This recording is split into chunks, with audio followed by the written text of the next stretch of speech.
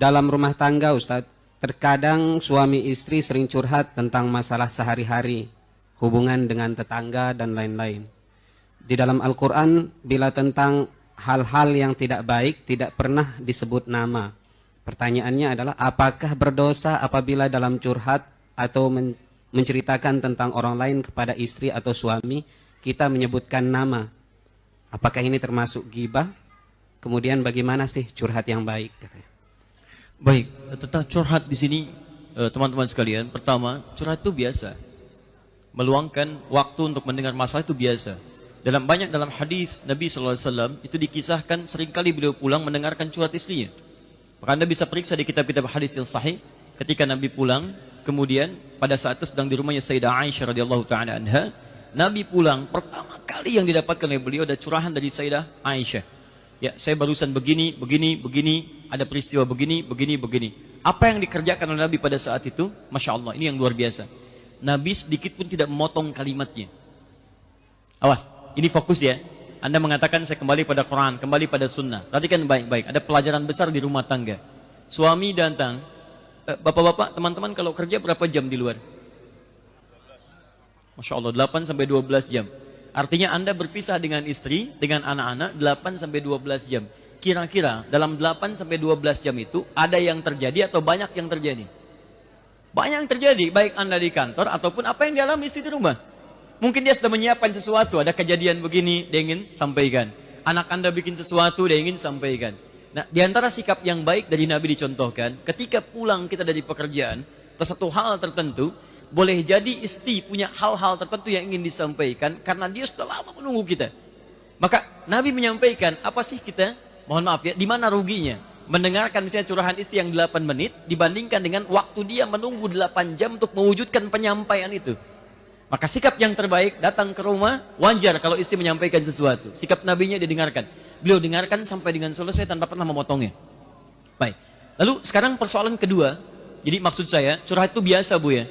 Jadi kalau ibu cerita tentang tadi terjadi begini, si kakak begini, adik begini. Jangankan ibu, istri Nabi aja curhat.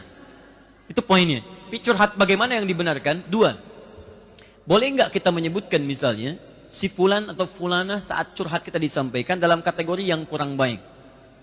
Ulama di sini membagi pada 2 bagian. Jika yang dimaksudkan untuk menghadirkan hukum-hukum terkait dengan misal kriminalitas yang membuktikan pembuktian yang jelas dari segi nama, ciri fisik dan sebagainya, maka itu diperbolehkan. Dan itu bukan gibah. Bahkan ada yang menggunakan istilah gibah yang diperkenankan. Jika memang dengan kalimat itu ingin menyampaikan satu informasi penting terkait tentang tindakan kriminalitas yang bila tidak disebutkan ciri dan namanya tidak akan diungkap bagaimana pelakunya. Ya, misal terjadi pencurian dilakukan oleh satu di antara tetangga.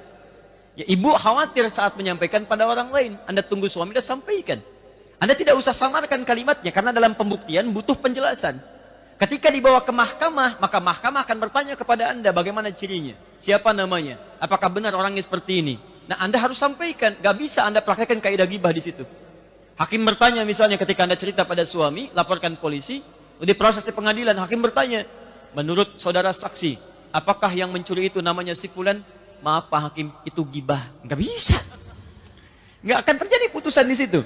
Maka silahkan, itu gak ada masalah. Pak, tadi terjadi peristiwa begini, tetangga kita si fulanah begini, bagaimana sebaiknya? Itu boleh. Itu boleh. Tapi kalau yang terjadi kemudian sikap dan sikap keadaan pribadi, menunjukkan karakter dan sebagainya, yang kira-kira dirasakan kurang baik dan semacamnya, maka para ulama berhati-hati di sini meminta kita untuk menyamarkan namanya. Jangan disebutkan keadaannya. Pak, terjadi peristiwa seperti ini, siapa? Ya, misal saja, bagaimana menurut Papa cara mengatasinya?